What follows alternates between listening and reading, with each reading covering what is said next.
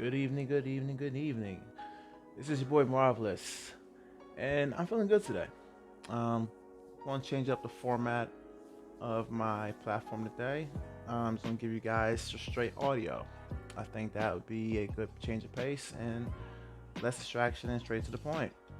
All right, so today I want to discuss an important topic. And what is that, you ask? Love.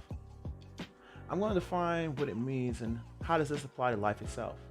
But first, I want to stage my opinion properly so I don't lose my audience. I believe that life itself is a decision making process. And with every process, there are steps. Now pay attention because this part is important.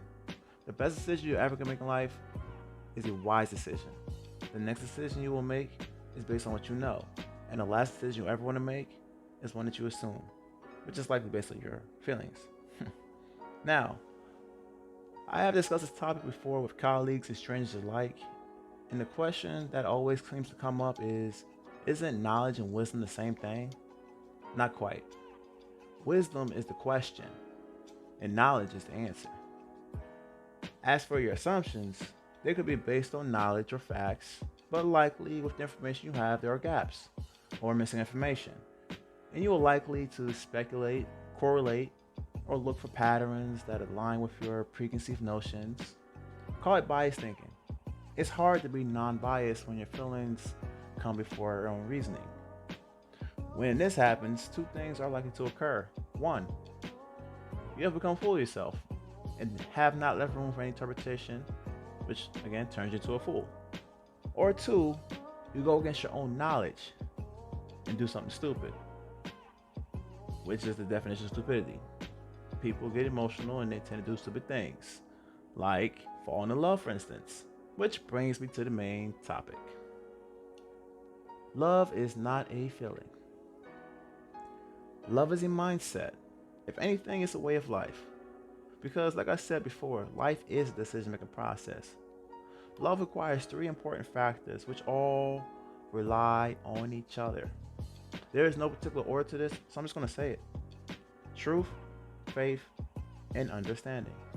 And before you ask about trust or communication or intimacy, trust is literally truth and faith combined. And as for intimacy, that's based on familiarity, which is tied to what? Understanding. Now moving along because I'm sure I'm going to hear a lot about this in the comments, and we can just put a pin in that for now. When it comes to love, love is something you must do for yourself, and then you can learn to love others. Don't lie to yourself. Believe in yourself based on what it is you know about your true self. I assume some of you guys are already saying, what is my true self? Your true self is what you discover from within. Meaning there are things that you're going to come in contact with that can shape you and mold you in some kind of way. There are plenty of different influences in the world that will do their best to define you by giving you titles and names such as a good person, a bad person, a police officer, a gangster, a hoe, a player, a senator, or even a president of the United States. The real you can be disrupted by such things.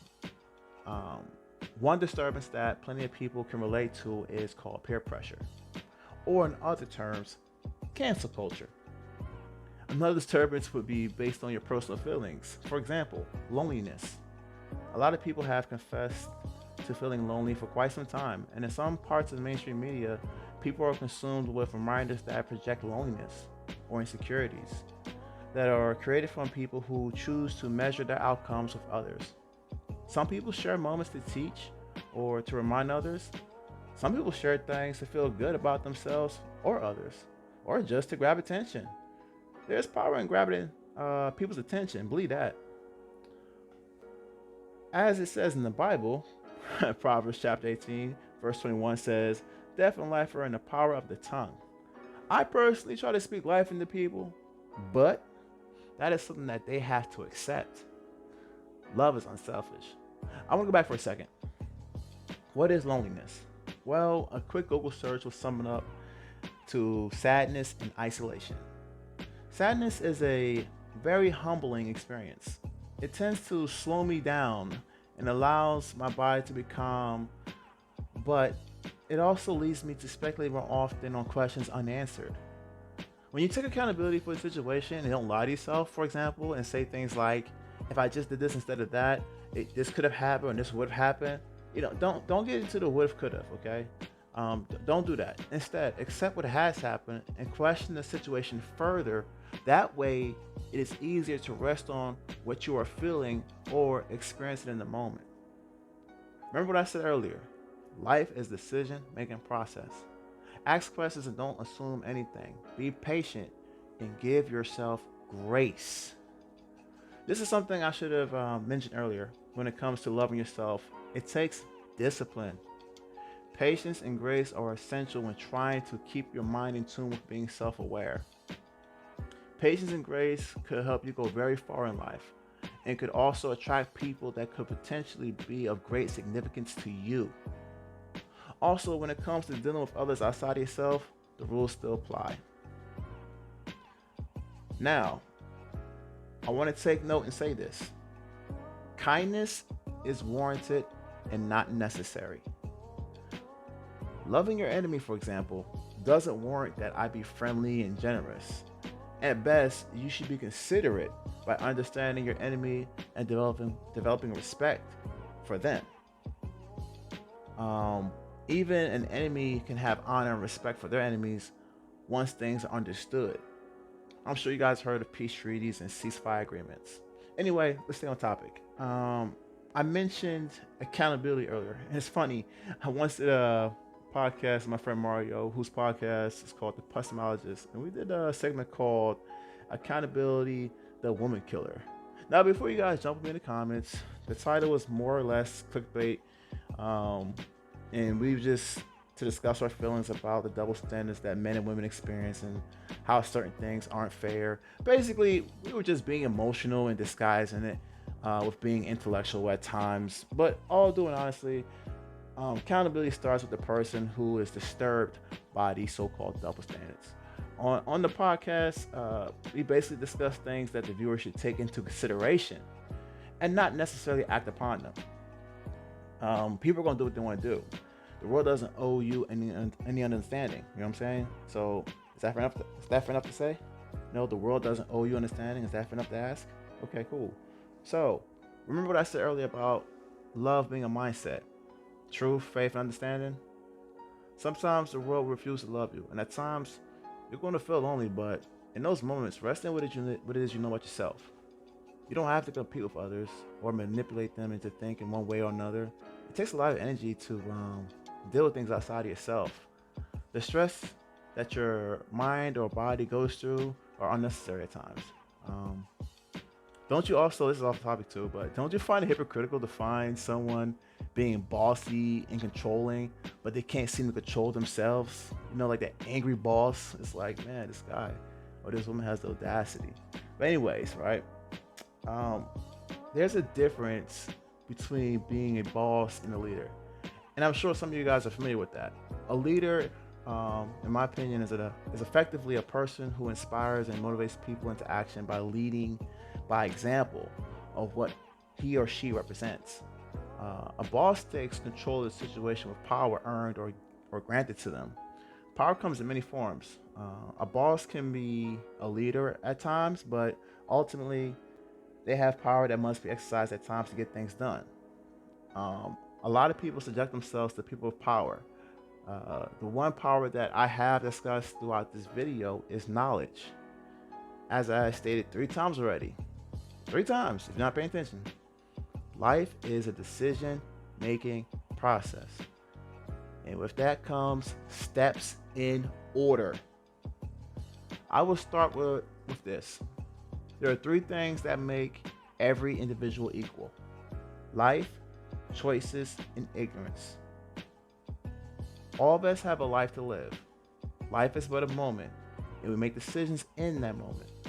And in this moment, no one knows everything. But because we are ignorant, a natural hierarchy establishes itself. Think of children or newborns. You know that babies have limitations on the information that they have. They don't know a whole lot right now. They just came into the world. They'll start asking you questions by the time they're age 2 and they start talking to get a better understanding of things. And as a adult, you're there to guide them and instruct them as their parent or guardian. Um, the children, or the child, I should say, doesn't know all that the parent knows, but neither does the parent, to be fair. But because of time, on the parent side, they're likely to know more about what's going on based on the choices they made in life. They have more opportunities to make more choices. Now, most parents want their children to be better than them in some kind of way. But in order to do that, um, the parents will have to share their knowledge and wisdom with the child. By doing so, they're empowering the child. With power comes responsibilities, and sometimes parents aren't ready for their children to take on certain responsibilities. And it could be for a number of reasons. Ultimately, though, it is doubts and fear that bounds a parent to feel like a child needs to stay in a child's place. The child doesn't, well, I'll say this. Now, if a parent knows that their child is capable of doing something and yet still express doubt, then it is pride or greed that consumes them. The power parents have over children is significant, and as it should be. It's only natural. But when, remember when I said we were discussing the difference between a boss and a leader? Leaders are respected in a different way in contrast to a boss. You see, a boss will likely use their power to manipulate you in some manner, and with that manipulation comes resentment. There are a lot of expectations coming from both parties, and if you haven't heard me say this before, I'll say it again. Expectations are nothing more than lies we tell ourselves. I'm sure you've heard this old expression as well. Make plans, but don't expect things to go as planned. Those who lead must learn to give grace, and for those who follow, must learn to be patient, especially between parents and children. So, going back to the topic, the hierarchy established in society is ultimately based on a power that is established. The most important power, in my opinion, being knowledge. Knowledge is what evens out the playing field. I asked a question once on Facebook. It was the first post I posted. I asked people, in their opinion, which would they rather have? All the money in the world or all of the known knowledge of the world? 98% of those who participated in answering said they would take the money without any questions, which doesn't surprise me. There were even some people who understood that with knowledge they could obtain both if they so choose to, but many of them refuse to understand things about the world in general. Some things, there are some things they would rather choose to be ignorant of. Um, Most have expressed knowledge as a burden. Um, Money by itself was just an easier choice to pick. And this in itself would explain the state of the world as a whole and how most of the world is controlled by less than 1% of the population. Um, Most people choose to be ignorant. Happiness is a feeling most people pursue. And to protect that state of mind, they willfully choose to be ignorant. It is foolish to think this way, in my opinion, because what you don't know can be used against you by those who do know. In some ways, it's almost like oppression is a choice in terms of the hierarchy being established. That hierarchy being wisdom, knowledge, and feelings or assumptions. But I digress. In summary, all right, if you want to know what love looks like, it's when you're undisturbed. Love is peaceful and content in its expression. Um, you are satisfied and have the ability to accept the truth of the matter. You don't run from it.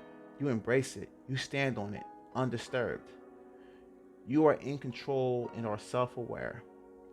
You can see the good and bad in the situation that you observe and accept it. You have proper discernment through knowledge and wisdom. Joy is what you adapted when you remain humble. Life isn't easy, but it doesn't have to be hard neither. It just needs you to be in control. We all struggle at being in control of ourselves at times, and we need to be reminded to have patience and grace with ourselves and with others. And with that, I close out. As I always tell you guys, peace and love, take care, I'm out.